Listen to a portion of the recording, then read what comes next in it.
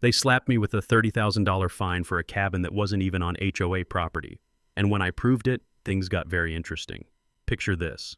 I'm standing in my hand-built cedar cabin, morning coffee steaming in the crisp mountain air, holding a stack of legal documents that's about to turn my neighborhood upside down. The smell of fresh sawdust still lingered from my final trim work, mixed with the scent of pine needles crunching under my boots. That outrageous fine notice? It was sitting right there on my kitchen counter, demanding $30,000 for an unauthorized structure that was built 847 feet outside their jurisdiction. But here's what they didn't know about property lines, corrupt HOA boards, and what happens when you mess with a retired electrician who's got nothing left to lose. What would you do if your HOA tried to fine you for something on your own land? And hey, where are you watching from? Drop your state in the comments. I bet you've got HOA horror stories too. My name's Garrett Steele, and 2 years ago I thought I had my retirement all figured out.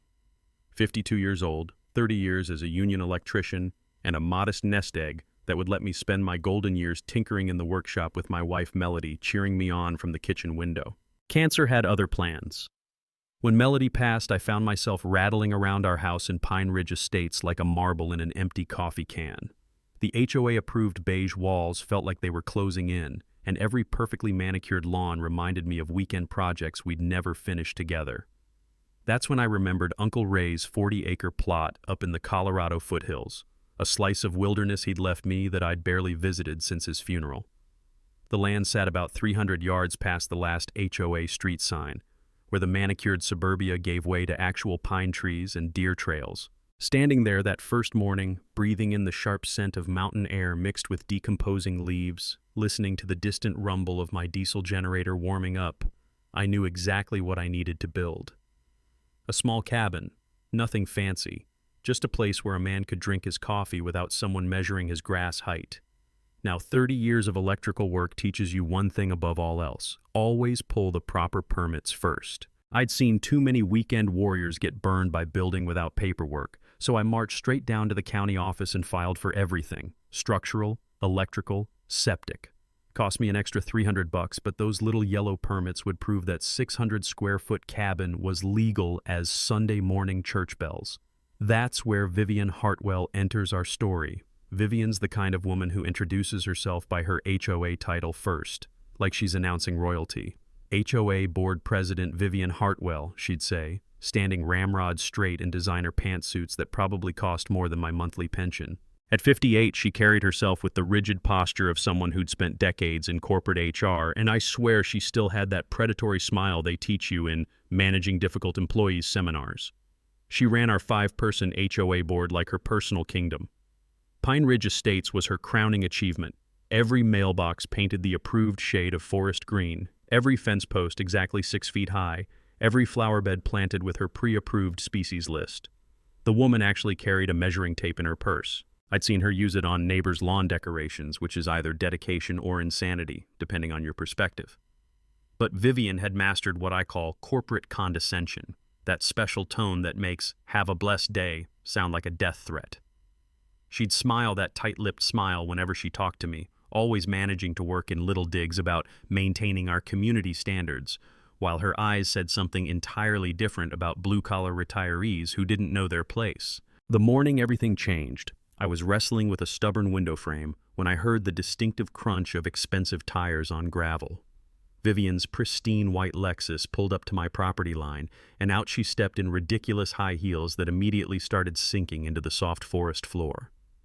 "Mr. Steele," she called out sweetly, picking her way toward me like she was navigating a minefield. "I do hope you've cleared this little project with the appropriate authorities." I gestured toward my bright yellow permit placard nailed to a nearby pine tree. "County says it's all legal, ma'am." Her smile faltered for just a second, barely a twitch, but I caught it. "Well, county permits are one thing. HOA approval is quite another. That should have been my first clue, but I was focused on getting that window level, and frankly, I figured any reasonable person would understand that HOA jurisdiction ended at the street signs. 2 weeks later, the certified letter arrived. $30,000 for a cabin built on land that predated her precious HOA by 15 years. Sitting there on my half-finished porch, bitter coffee growing cold in my hands, I read those final words.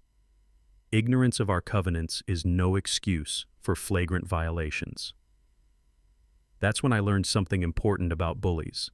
They count on you being too tired to fight back. They counted wrong. The next morning, I did what any reasonable person would do. I called Vivian directly. No point letting this escalate when a simple conversation could clear things up. After all, we were neighbors, and neighbors should be able to work things out like civilized adults.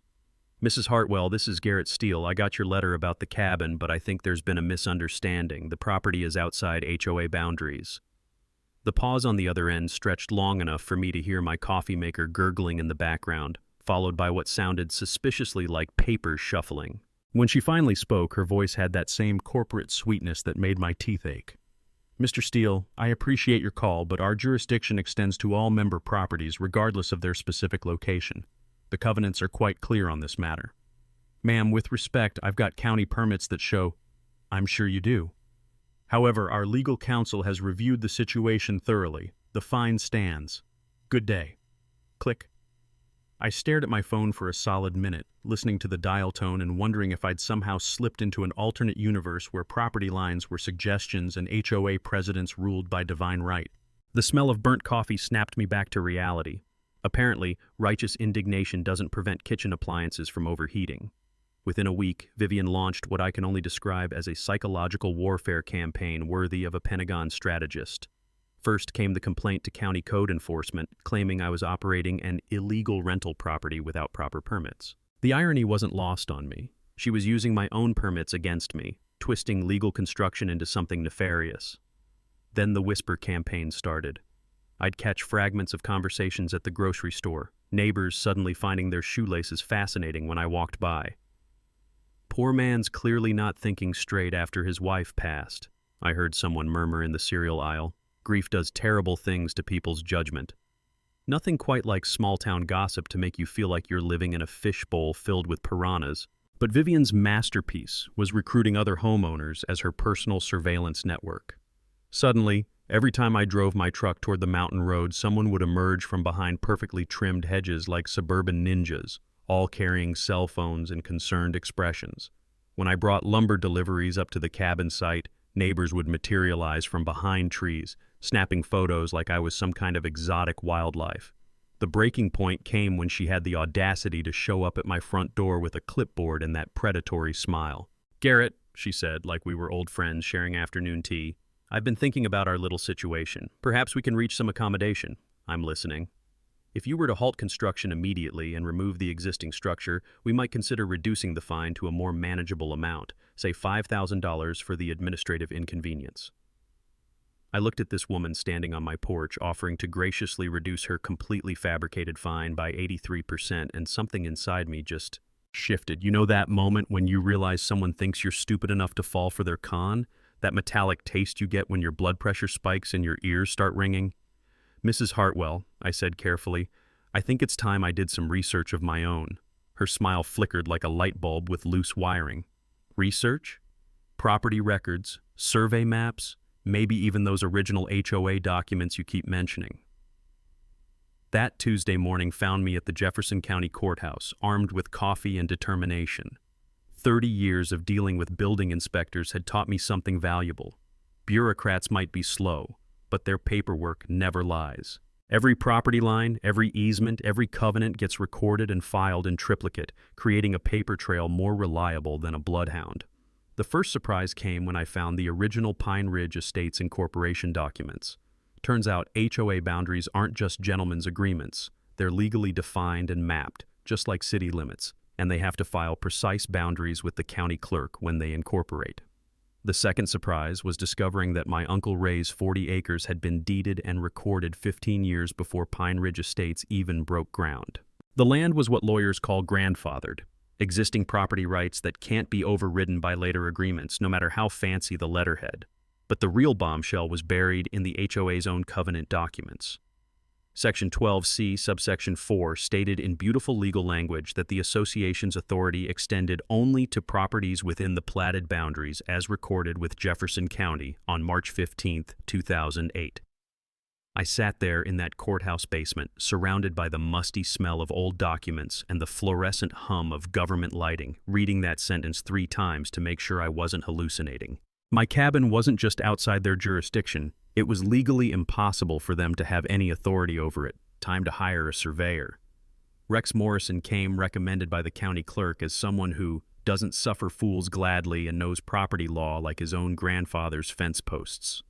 At 62, Rex had the weathered look of a man who'd spent 40 years arguing with property lines and winning more often than not. "Let me guess," he said when I explained the situation, adjusting his battered baseball cap. "HOA thinks they own everything they can see from their street signs?" "Something like that." Rex chuckled while setting up his equipment, the morning mist swirling around his transit scope like ghosts of old disputes. "Son, I've seen this movie before. These suburban kingdoms always think property lines are suggestions. GPS satellites don't lie, though. Neither does good old-fashioned surveying." 3 hours later, we had our answer, 847 feet. My cabin sat exactly 847 feet outside Pine Ridge Estate's legal boundary. I immediately sent certified copies of the survey to every board member, along with a polite letter requesting they withdraw their fine and issue a formal apology. Vivian's response came back within 48 hours. "Surveyor error, fine stands. Pay immediately or face property lien." That's when I realized this wasn't about property lines anymore. This was about power, control, and a woman who'd rather destroy a neighbor than admit she was wrong. A property lien on my house for a cabin that wasn't even in her jurisdiction. That threat hit different than the fine itself. The fine was theoretical money, painful but not life-destroying. A lien on my primary residence? That was my home, my equity, everything Melody and I had built together over 30 years. Vivian had just escalated from neighborhood nuisance to genuine threat. She wasn't done. Within a week, a sleek black sedan pulled into my driveway, and out stepped a man in a $1,000 suit carrying a leather briefcase that probably cost more than my monthly groceries. Behind him came Vivian, wearing her best concerned neighbor expression and clutching a manila folder thick enough to choke a horse. "Mr. Steele," the suit said, extending a manicured hand, "I'm attorney Richard Blackwell from Blackwell, Morrison & Associates. We represent the Pine Ridge Estates Homeowners Association." I'd heard of their firm. They specialized in what they called community governance disputes, which was lawyer speak for crushing homeowners who stepped out of line. Their billboards along Highway 6 featured smiling attorneys standing in front of gated communities, with slogans like "Protecting Your Investment" and "Community Standards Matter."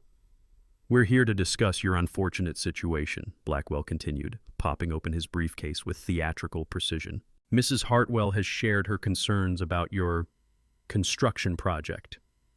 The cease and desist order he handed me was a masterpiece of legal intimidation. 23 pages of whereas clauses and heretofores that boiled down to, "Stop building immediately or we'll make your life miserable in ways you can't imagine." But here's where Vivian made her first tactical error. She got greedy. While Blackwell droned on about community harmony and property value protection, Vivian started her own little inspection tour of my yard. I watched through my kitchen window as she measured the distance between my fence and sidewalk with her trusty tape measure, took photos of my mailbox angle, and, I kid you not, counted the number of decorative rocks in my flower bed. That's when it clicked. This wasn't just about the cabin anymore. She was building a case for comprehensive violations, looking for any excuse to pile on additional fines. The woman was literally hunting for infractions like she was on some twisted HOA safari. The next morning brought a new certified letter. Apparently my mailbox was 2.3 inches too close to the sidewalk. Violation, $500. My fence stain was weathered beyond community standards. Violation, $750. And my truck, the same truck I'd been parking in my own driveway for 8 years, was now classified as a commercial vehicle prohibited in residential areas. Violation, $1,200. I sat at my kitchen table, surrounded by legal documents and violation notices, feeling like I was drowning in bureaucratic quicksand. The smell of fresh coffee couldn't quite mask the bitter taste of injustice settling in my mouth. That's when I remembered something my old union steward used to say. When management starts throwing around fancy lawyers, it's time to educate yourself about their game. Back to the courthouse I went, but this time with a different mission. If Vivian wanted to play by legal rules, I needed to understand exactly what those rules were. 3 days of digging through public records taught me something fascinating about HOA operations. They're required to file annual reports with the Colorado Secretary of State, including detailed financial statements. And boy, were those financial statements interesting. Pine Ridge Estates HOA collected roughly $180,000 annually in dues and fees. But their reported expenses told a curious story. Legal fees alone accounted for nearly $45,000 last year, 25% of their entire budget. For a community of 120 homes where the biggest controversy was usually Christmas decoration timing, that seemed excessive. Then I found the real nugget buried in their vendor payments. Blackwell, Morrison & Associates had received $67,000 over the past 18 months, supposedly for covenant enforcement activities. That worked out to about $3,700 per month in legal fees for a neighborhood where people mostly argued about lawn care. Either Pine Ridge Estates was the most litigation-heavy community in Colorado history, or someone was getting very comfortable spending other people's money on legal intimidation. I decided to test a theory. That evening, I knocked on doors throughout the neighborhood, armed with a simple question. Have you ever received legal threats from our HOA? The answers were eye-opening. Martha Henderson got fined $800 for planting roses instead of approved marigolds. Bob Schmidt faced a $1,500 penalty for installing a satellite dish that was visually disruptive. Jennifer Walsh received a cease and desist for running a home-based accounting business that violated commercial activity restrictions. Every single violation had resulted in expensive legal correspondence from Blackwell's firm. Every homeowner had ultimately paid rather than fight. The pattern was clear. Vivian had turned HOA enforcement into a revenue stream, with Blackwell as her collection agency. But here's what she didn't count on. I was retired, angry, and had nothing but time to dig deeper. The next morning, I filed a formal complaint with the Colorado Department of Regulatory Agencies, requesting a full audit of Pine Ridge Estates HOA's financial practices. Then I sent a certified letter to every homeowner in the community, detailing the legal fee expenditures and asking some pointed questions about where their money was really going. Vivienne's response came swiftly. Another certified letter, this one threatening defamation charges for spreading false and malicious information about HOA operations. But something had changed. This time, her threats felt desperate rather than intimidating. She was running scared, and we both knew it. She was running scared, and we both knew it. But scared people in positions of power don't retreat. They double down. The next escalation came in the form of an emergency community meeting notice slipped under every door in Pine Ridge Estates. The subject line read, "Urgent, community safety concerns regarding rogue member actions." The meeting was scheduled for Thursday evening at the community center, with the agenda that made my blood pressure spike just reading it. Item number 1, discussion of member harassment and defamation activities. Item number 2, special assessment proposal to fund legal defense against frivolous complaints. Item number 3, potential suspension of membership privileges for community disruption. Translation, Vivian planned to paint me as a dangerous troublemaker, stick every homeowner with a bill to fund her legal war chest, and try to kick me out of the HOA entirely, which, ironically, might have solved my original problem if it weren't for the fact that she was still claiming authority over my cabin. The woman had a gift for turning victory into defeat through sheer vindictiveness. I spent 3 days preparing for that meeting like a lawyer prepping for trial. Rex Morrison, bless his surveyor's heart, helped me create a visual presentation showing exactly where HOA boundaries ended and my property began. We printed aerial photos, boundary maps, and copies of those damning financial reports on foam boards that could be seen from the back row. Thursday evening arrived gray and drizzly, with the kind of persistent Colorado mist that makes everything smell like wet pine needles in approaching storms. The community center buzzed with nervous energy as neighbors filed in, many clutching copies of my letter about legal fee expenditures. I could see the division immediately. Vivian's supporters clustered near the front, shooting suspicious glances toward the growing group of homeowners who'd started asking uncomfortable questions about where their money went. Vivian opened the meeting wearing her most authoritative navy blazer and a smile that could have frozen coffee mid-pour. Thank you all for attending tonight's emergency session. We're here to address some serious concerns about a member who has chosen to disrupt our community harmony through harassment and false accusations. She gestured toward me like I was a particularly offensive piece of roadkill. Mr. Steele has been spreading misinformation about HOA finances and legal activities, apparently in retaliation for legitimate covenant enforcement. Tonight, we need to decide how to protect our community from this pattern of destructive behavior. That's when I stood up, foam boards in hand, and asked the question that changed everything. Mrs. Hartwell, before we discuss my alleged harassment, could you explain to everyone exactly where the HOA's legal authority begins and ends? Her confident expression flickered. Our authority extends to all member properties, as clearly stated in our covenants. I walked to the front of the room, unfolded my first display board, and pointed to the aerial photograph showing Pine Ridge Estate's platted boundaries highlighted in red. According to Jefferson County records, our legal jurisdiction ends here, at Granite Ridge Road. My cabin is located here. I pointed to a spot clearly outside the red boundary, 847 feet beyond our authority. Murmurs rippled through the crowd. Martha Henderson, the woman who'd been fined for unauthorized roses, raised her hand. If Mr. Steele's cabin is outside our boundaries, why are we fining him for it? Vivian's voice took on that patronizing tone reserved for explaining obvious things to dim children. Property boundaries are more complex than simple survey lines, Martha. Our covenants include provisions for— No, interrupted a voice from the back. Rex Morrison had arrived, still wearing his work clothes and carrying a rolled-up document that crackled when he moved. Property boundaries aren't complex at all. They're legally defined, surveyed, and recorded. And this cabin sits on grandfathered land that predates your HOA by 15 years. The room erupted in conversations as Rex unrolled an official county survey map and spread it across the front table.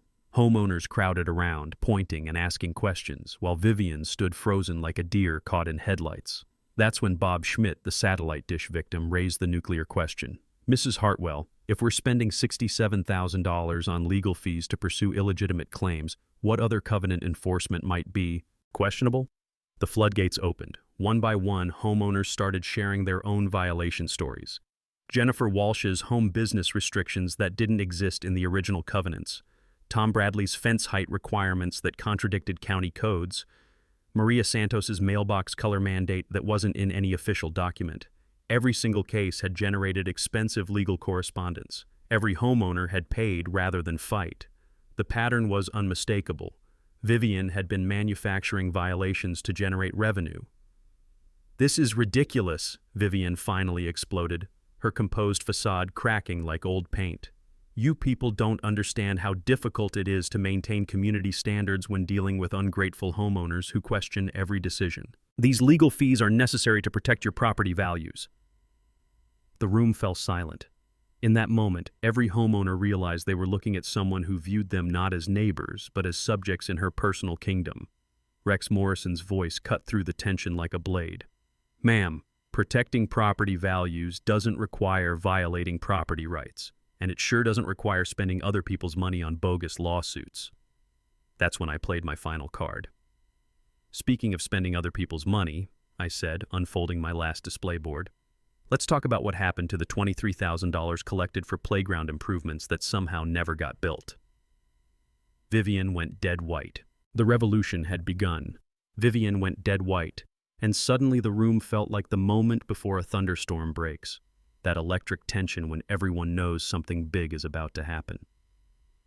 "That playground fund is being held in reserve pending contractor negotiations," she stammered, but her voice had lost its usual commanding authority. The words came out flat, rehearsed, like she'd practiced this excuse in front of a mirror. "For 3 years?" Bob Schmidt called out from the back. "My kids have been waiting for that playground since they were in kindergarten. They're in middle school now." That's when the most unexpected ally stepped forward. Josephine Carter, 78 years old and barely 5 feet tall, shuffled to the front of the room carrying a weathered cardboard box that looked like it had survived multiple garage sales.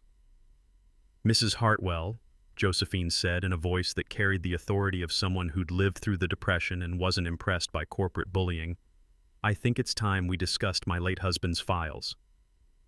The room went absolutely silent. Even the heating system seemed to hold its breath. "Harold was HOA treasurer for 12 years before his stroke," Josephine continued, setting the box on the front table with a thud that echoed like a judge's gavel. "He kept meticulous records, old habits from his accounting days, you know, bank statements, receipts, meeting minutes, correspondence, everything cross-referenced and filed by date. Vivian's face had progressed from white to a sickly green shade that reminded me of month-old cottage cheese. "Mrs. Carter, I don't think private financial records are appropriate for—" "Oh, these aren't private," Josephine interrupted, lifting the box lid with the deliberate care of someone defusing a bomb. "Harold always said HOA finances should be transparent as window glass. He gave copies of everything to the State Oversight Board every year, just like the law requires." She pulled out a thick manila folder labeled Discrepancies 2019 to 2022 in Harold's careful handwriting. You see, Harold noticed some irregularities before his stroke. Missing receipts, unexplained expenditures, payments to vendors that never provided services. He was planning to address these concerns at the 2022 annual meeting. The folder hit the table with a slap that made everyone jump.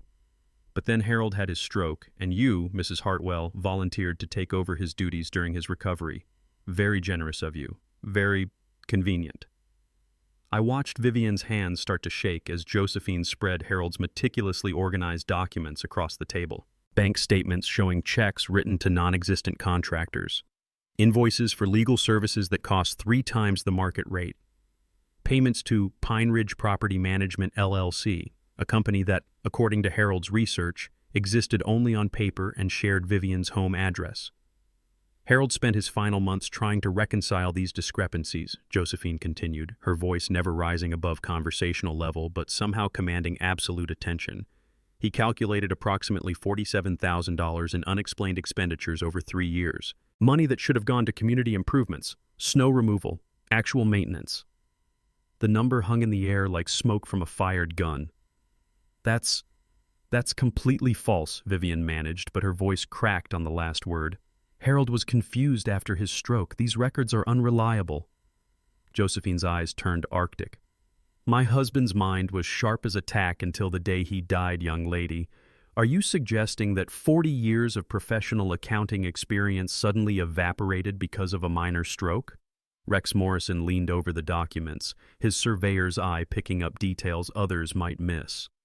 Ma'am, these bank records show systematic patterns. This isn't confusion. This is documentation of deliberate financial manipulation. The pieces started clicking together in my mind like tumblers in a lock. Vivian's aggressive pursuit of my cabin fine wasn't about property values or covenant enforcement. It was about generating cash flow to cover the money she'd already stolen. The manufactured violations, the excessive legal fees, the special assessments, all designed to replace funds she'd diverted to her own accounts. She hadn't been running an HOA, she'd been running a sophisticated embezzlement scheme, using legal intimidation to silence anyone who asked too many questions. And my refusal to pay that bogus $30,000 fine had threatened to expose the whole operation. The question now, Josephine said, closing Harold's folder with finality, is what we're going to do about it. That's when I realized this wasn't just about my cabin anymore. This was about justice for an entire community that had been systematically robbed by someone they'd trusted to protect their interests. The war was far from over. It was just beginning. The war was just beginning, but now I had an army. The meeting ended with Vivian storming out, muttering threats about elder abuse and malicious prosecution, while half the community center erupted in angry conversations about stolen money and violated trust. The other half sat in stunned silence, processing the reality that their HOA president had been systematically robbing them for years. Josephine Carter, bless her heart, invited everyone interested in pursuing justice to her house the following evening. I'll make coffee and we'll sort this mess out properly, she announced in that no-nonsense voice that had probably organized church potlucks and managed PTA fundraisers for decades. 23 homeowners showed up at Josephine's living room, transforming her cozy space into mission control for what Rex Morrison dubbed Operation Accountability. The smell of fresh coffee mixed with the determined energy of people who'd finally had enough of being pushed around. Rex had brought reinforcements, specifically his friend Benjamin Cross, a retired attorney who specialized in HOA disputes and had a particular hatred for corrupt board members. At 65, Ben carried himself with the quiet confidence of someone who'd spent 40 years making bullies very uncomfortable in courtrooms. First things first, Ben said, spreading legal documents across Josephine's dining table like a general planning a campaign. We need to understand exactly what we're dealing with. From what I've seen tonight, Mrs. Hartwell has committed multiple felonies. including embezzlement, fraud, and breach of fiduciary duty. He pointed to Harold's meticulously organized evidence. The beauty of financial crimes is that they leave paper trails. Every forged check, every fake invoice, every unauthorized transfer creates evidence that's admissible in both civil and criminal court. Martha Henderson raised her hand like she was back in school. What about those bogus fines she's been charging everyone? Are those illegal too? Absolutely, Ben replied with the satisfaction of someone who'd been waiting years to explain this particular legal concept. HOAs can only enforce legitimate covenants that actually exist in your recorded agreements. Manufacturing violations to generate revenue is fraud, plain and simple. That's when I learned something that should be taught in every civics class in America. HOAs are actually corporations, subject to state oversight and federal regulations just like any other business. They can't just make up rules and demand money any more than your local grocery store can suddenly decide you owe them rent for shopping there. Rex pulled out his laptop and started creating what he called our evidence inventory. We've got Harold's financial records, survey maps proving the cabin jurisdiction issue, and documented patterns of fraudulent enforcement. But we need more. Jennifer Walsh, the home business victim, volunteered to canvass every household in Pine Ridge Estates, documenting every questionable fine and violation notice from the past 3 years. If we're doing this, we're doing it right, she said with the determination of someone who'd been waiting years for revenge. Bob Schmidt offered his photography skills to document every supposed violation that Vivian had flagged, proving that most were either non-existent or based on made-up standards. Tom Bradley, being a retired IRS auditor, volunteered to cross-reference every HOA expenditure with actual community improvements. The plan that emerged was elegant in its simplicity. We'd simultaneously file complaints with 3 different agencies: the Colorado Secretary of State, Corporate Fraud, the Jefferson County District Attorney, Criminal Embezzlement, and the Colorado Department of Regulatory Agencies, HOA Violations. Meanwhile, Ben would prepare a civil lawsuit to recover stolen funds and damages. The key, Ben explained while Josephine refilled coffee cups, is coordination. We hit them from multiple directions simultaneously so they can't focus their legal resources on any single front. But our secret weapon was something Vivian had never anticipated: community solidarity. Tom Bradley's accounting background meant our financial evidence would be bulletproof. Jennifer's organizational skills would ensure every homeowner's story was properly documented. Rex's surveying expertise would establish definitive property boundaries for any future disputes. And Josephine became our moral center, the living reminder that we were fighting for more than money. We were fighting for the principle that neighbors shouldn't steal from neighbors, and positions of trust shouldn't become opportunities for theft. The most satisfying part of our planning session came when Rex suggested we install security cameras around all our properties. If Vivian's desperate enough to steal $47,000, she's desperate enough to try intimidation or sabotage, he warned. Sure enough, we didn't have to wait long to test that theory. 3 days later, while I was putting the finishing touches on my cabin's front porch, savoring the smell of fresh wood stain and the satisfying sound of my hammer driving the final nails, I heard the distinctive crunch of footsteps on gravel. My new security camera caught a figure in dark clothing attempting to damage my generator with a crowbar. The expensive hiking boots were a dead giveaway. Vivian had graduated from legal intimidation to actual sabotage. But unlike her previous victims, I was ready. We all were. The footage went straight to the sheriff's department with copies to our attorney and the district attorney's office. Criminal charges for vandalism and trespassing were filed within 24 hours.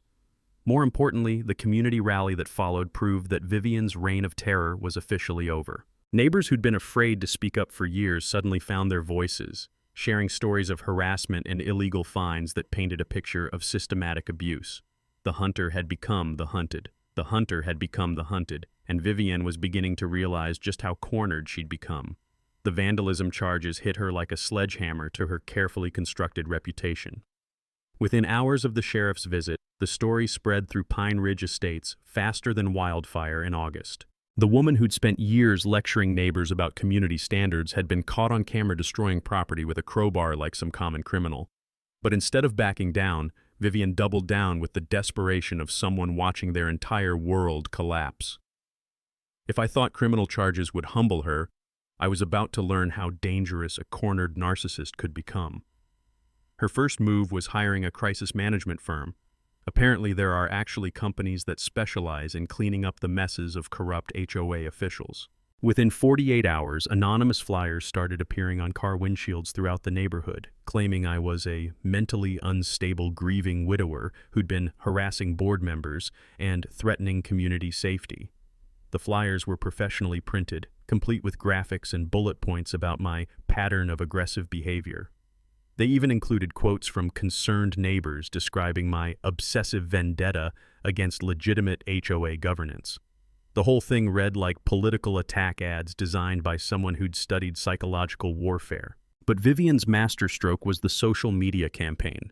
Fake Facebook profiles started posting in local community groups, sharing carefully crafted stories about my erratic behavior and threats against board members.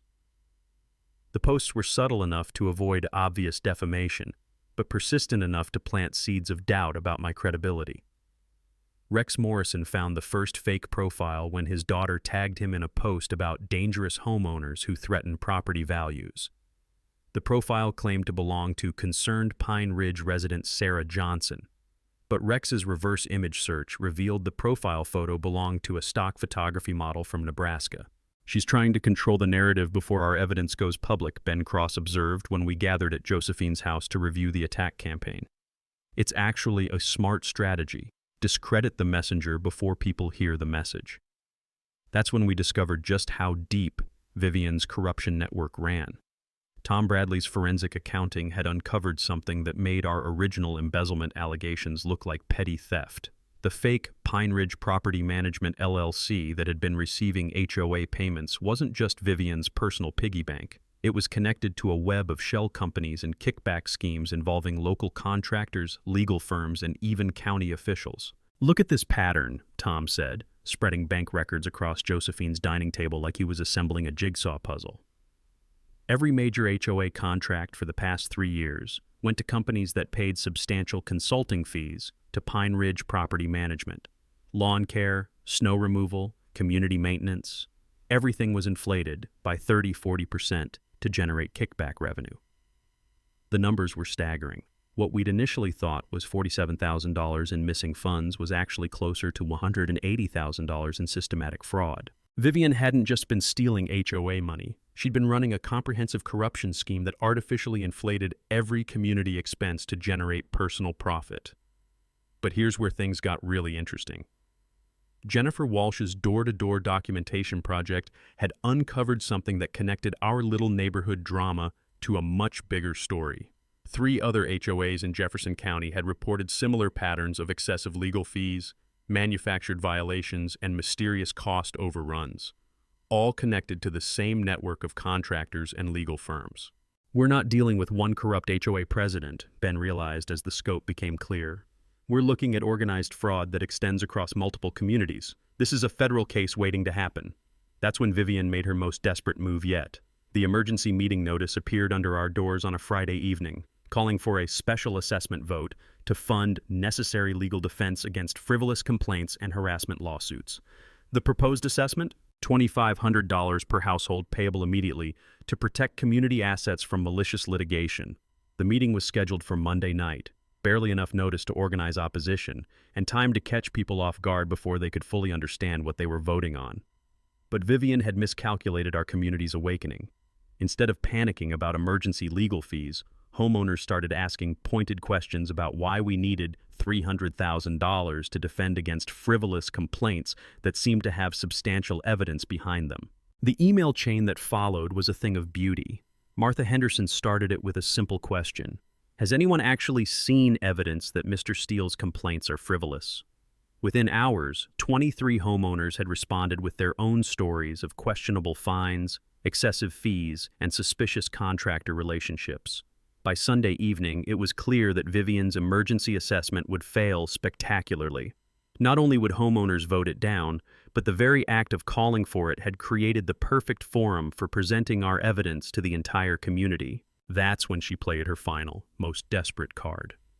The anonymous tip to Child Protective Services claimed that my unstable mental state and obsessive behavior made me a danger to neighborhood children. The complaint alleged that I'd been stalking families and making threats that created an unsafe environment for minors. It was a masterpiece of malicious manipulation, designed to trigger an investigation that would tie me up in bureaucratic hell for months while destroying my reputation in the community. But like all of Vivian's schemes, it was based on lies that couldn't withstand scrutiny. And by now, scrutiny was something we'd gotten very good at providing. The CPS investigation lasted exactly 4 hours. The caseworker, a tired-looking woman named Janet Sullivan, who'd probably seen every flavor of neighbor revenge in her 20-year career, showed up at my door Tuesday morning with the weary expression of someone processing her third bogus complaint of the week. "Mr. Steele, I'm here about a report concerning potential safety issues involving children in your neighborhood."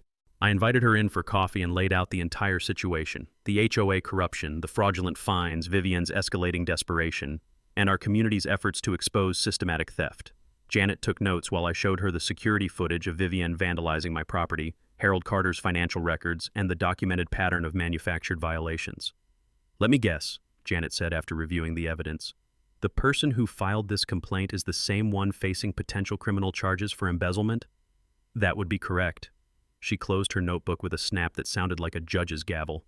"Mr. Steele, in my experience, people who steal money from their neighbors rarely have genuine concerns about child safety. Consider this case closed." But Janet's visit triggered something I hadn't expected: media attention.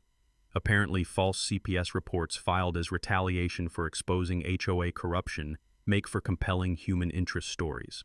By Thursday morning, a reporter from Denver Channel 7 was calling my phone, asking if I'd be willing to discuss HOA abuse and community corruption for their weekend investigative segment. That's when Vivian made her most catastrophic error in judgment. Instead of laying low while criminal investigations proceeded, she decided to fight fire with gasoline. She called her own press conference, scheduled for Friday afternoon at the Pine Ridge Estates Community Center, announcing her intention to address malicious rumors and defend community integrity against harassment campaigns. The woman actually thought she could control media narrative through sheer force of personality.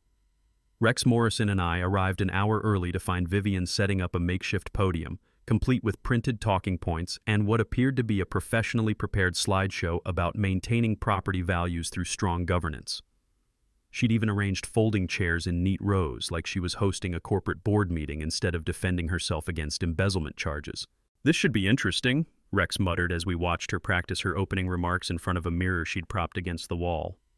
The local media turnout exceeded everyone's expectations. Channel 7's investigative team brought cameras and a producer who'd clearly done her homework about HOA corruption scandals. The Denver Post sent their community affairs reporter, armed with questions about financial transparency in residential associations. Even the weekly Jefferson County Journal showed up, sensing a story that would resonate with their suburban readership. But the real surprise was community attendance. Instead of the handful of loyal supporters Vivian had expected, nearly 80 homeowners packed the community center, many carrying copies of Harold Carter's financial documentation and their own violation notices. Vivian opened with confidence, reading from prepared remarks about dedicated volunteer service and protecting community investments from frivolous attacks. She painted herself as a victim of harassment, describing my legitimate property boundary complaints as obsessive vendetta behavior from someone clearly struggling with grief-related mental health issues. The first crack in her facade appeared when Channel 7's reporter asked a simple question. "Mrs. Hartwell, can you explain why the HOA paid $23,000 to a property management company that shares your home address?" Vivian's practiced smile faltered. Those are complex financial arrangements that wouldn't be appropriate to discuss in this forum." "What about the playground fund?" called out Bob Schmidt from the audience. "Where did that money go?" "Financial details are confidential board matters," Vivian snapped, her composure slipping like makeup in summer heat. That's when Josephine Carter stood up in the front row, clutching Harold's folder like a weapon. "Mrs. Hartwell, nothing about HOA finances should be confidential from the homeowners who pay for them." The room erupted as homeowners started shouting questions about their own violation fines, excessive legal fees, and mysterious special assessments. Vivian tried to maintain control, but 78 angry neighbors demanding answers about stolen money isn't something you manage with corporate speak and deflection. The coup de grace came when Jennifer Walsh raised her hand and asked the question that destroyed Vivian's entire narrative. If Mr. Steele's complaints are frivolous harassment, Why did you try to vandalize his property with a crowbar? Dead silence. The kind of silence that falls when everyone suddenly realizes they're watching someone's world collapse in real time. Vivian's face cycled through confusion, anger, and panic before settling on desperate fury. That's completely false. This entire meeting is a setup orchestrated by people who want to destroy community governance.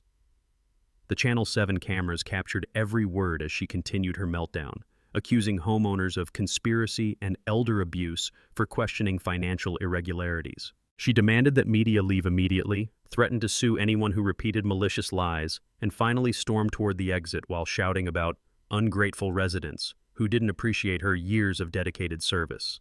But she never made it to the door. Sheriff's Deputy Martinez was waiting in the lobby with an arrest warrant for grand theft, fraud, and breach of fiduciary duty. The cameras rolled as Vivian Hartwell was handcuffed and led away, her corporate composure finally cracking completely as she screamed about frame jobs and malicious prosecution. The revolution was complete. Justice had arrived with handcuffs and camera crews. But the real climax was just beginning. The arrest footage went viral within hours. By Saturday morning, HOA President embezzlement arrest was trending on social media across Colorado, with news outlets picking up the story as far away as California and Florida. Apparently, corrupt HOA officials getting their comeuppance strikes a nerve with frustrated homeowners everywhere. But Vivian's arrest was just the opening act. The main event came the following Tuesday at the emergency HOA meeting called to address what the county prosecutor was now calling systematic financial fraud affecting multiple residential communities. The Pine Ridge Estates Community Center had never seen anything like it. The parking lot overflowed with cars, news vans, and curious neighbors from surrounding developments who'd heard about our little revolution. Inside, every seat was filled, with people standing along the walls and crowding near the windows like they were watching a championship fight. Sheriff's Deputy Martinez attended in an official capacity, along with representatives from the Colorado Secretary of State's office and the FBI's white-collar crime unit.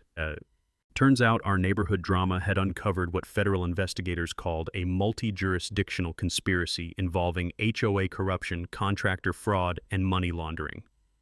The meeting opened with Benjamin Cross presenting our evidence to the packed room. Harold Carter's meticulously organized financial records were projected on screens for everyone to see. Bank statements showing payments to fake companies, forged signatures on community checks, and documentation of systematic theft totaling $180,000 over 3 years. Ladies and gentlemen, Ben announced to the silent crowd, what we're looking at isn't just embezzlement. This is organized fraud that turned your homeowners association into a criminal enterprise. The gasps from the audience sounded like a collective exhale of people finally understanding how thoroughly they'd been robbed. Martha Henderson started crying when she realized her Rose Garden fine had helped fund Vivian's vacation to the Bahamas. Bob Schmidt's face turned red with rage as he calculated how much his family had paid in bogus violations over the years. But the real bombshell came when Rex Morrison presented his investigation into the broader corruption network. Using public records and financial documents, he'd traced connections between Vivian's scheme and similar operations in 4 other Colorado communities. Pine Ridge Estates wasn't an isolated case, Rex explained, pointing to a complex chart showing money flows between shell companies and contractor kickbacks. This was part of a sophisticated operation that systematically defrauded homeowners across Jefferson County. That's when FBI Special Agent Rebecca Torres stepped forward to address the crowd. At 45, she carried herself with the quiet authority of someone who'd spent 20 years making white-collar criminals very uncomfortable. Based on evidence provided by your community investigation, Agent Torres announced, we've opened a federal case involving racketeering, money laundering, and conspiracy charges that extend far beyond your neighborhood. This morning, we executed search warrants at 17 locations and arrested 6 individuals connected to this criminal enterprise. The room erupted in shocked murmurs as people realized their little HOA dispute had uncovered a federal case involving millions of dollars in stolen community funds. But the moment that made everything worthwhile came when Josephine Carter took the microphone. At 78 years old, she'd become the unlikely hero of our story, and her words carried the moral weight of someone who'd seen enough corruption to last several lifetimes. Harold always said that democracy works when good people stand up to bullies, she began, her voice steady despite the emotional weight of the moment. For 3 years, we let fear keep us quiet while someone stole from our community. But this week proved that when neighbors work together, justice isn't just possible, it's inevitable. The standing ovation lasted 5 minutes. The formal votes that followed were anticlimactic after the emotional release of Josephine's speech. Vivian and the entire corrupt board were removed unanimously. Emergency elections were scheduled for the following month. All bogus fines and fees were officially voided, with the promise that recovered funds would be returned to affected homeowners. Most importantly, the community adopted what became known as the Pine Ridge Transparency Covenant, a set of governance rules requiring monthly financial reports, open book audits, and homeowner approval for any legal expenditures over $500. But my personal vindication came when the new interim board president, elected by acclamation from the floor, made an official announcement. The $30,000 fine against Garrett Steele is hereby voided, with the board's formal apology for the harassment and illegal enforcement actions taken by the previous administration. The applause was nice, but the real satisfaction came from something simpler. Walking out of that community center, breathing the crisp mountain air mixed with the scent of approaching snow, I realized that my little cabin project had become something much bigger than personal healing. It had become a symbol of what happens when ordinary people refuse to be bullied by corrupt authority. As I drove home past the community center, I could see people still gathered in small groups, sharing stories and making plans for rebuilding their neighborhood's governance. The sound of genuine community conversation, punctuated by laughter and hope, drifted through my truck windows like music. For the first time since Melody's death, I felt like I was part of something larger than my own grief. The healing had begun. The healing had begun, and it spread through our community like wildfire in the best possible way. 6 months later, Vivian Hartwell was sentenced to 4 years in federal prison for racketeering, embezzlement, and conspiracy. The judge's comments during sentencing captured what many of us felt. The defendant violated the fundamental trust that communities place in their elected representatives, turning a position of service into an opportunity for personal enrichment. The federal investigation ultimately recovered $2.3 million in stolen funds across 5 HOA communities, with Pine Ridge Estates receiving $247,000 in restitution, far more than we'd originally calculated. Turns out Vivian's network had been even more sophisticated than we'd imagined, involving fake maintenance contracts, inflated insurance policies, and kickback schemes that stretched back nearly a decade. But the real transformation wasn't measured in recovered dollars. It was visible in the way our neighborhood came alive again. The new HOA board, elected in a landslide vote for transparency and accountability, implemented financial reforms that became a model for communities across Colorado. Monthly budget reports, public contractor bidding, and homeowner approval for all major expenditures turned our association from a dictatorship into an actual democracy. The playground that Vivian's embezzlement had prevented was finally built using recovered funds, but we named it something special, the Harold Carter Memorial Playground, honoring the man whose meticulous record-keeping had made justice possible.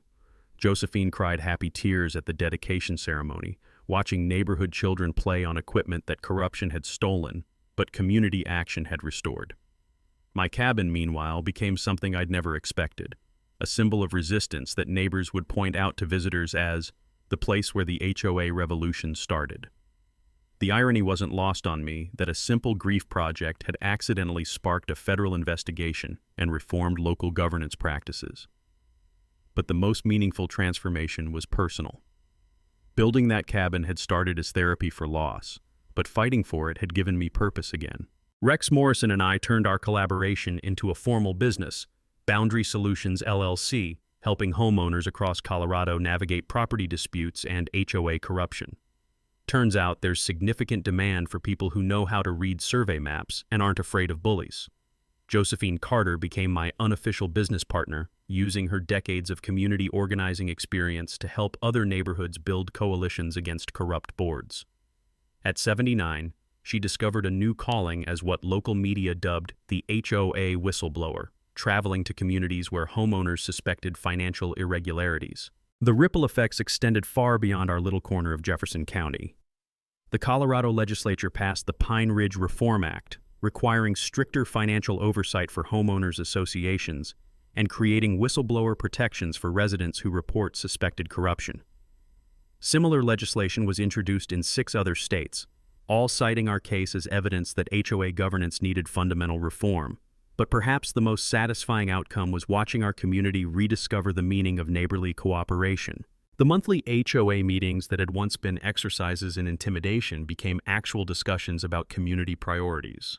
Neighbors who'd been afraid to speak up for years found their voices, sharing ideas for improvements that would benefit everyone rather than enrich a select few. The annual Pine Ridge Community Festival, funded with recovered embezzlement money, became a celebration of what ordinary people can accomplish when they work together.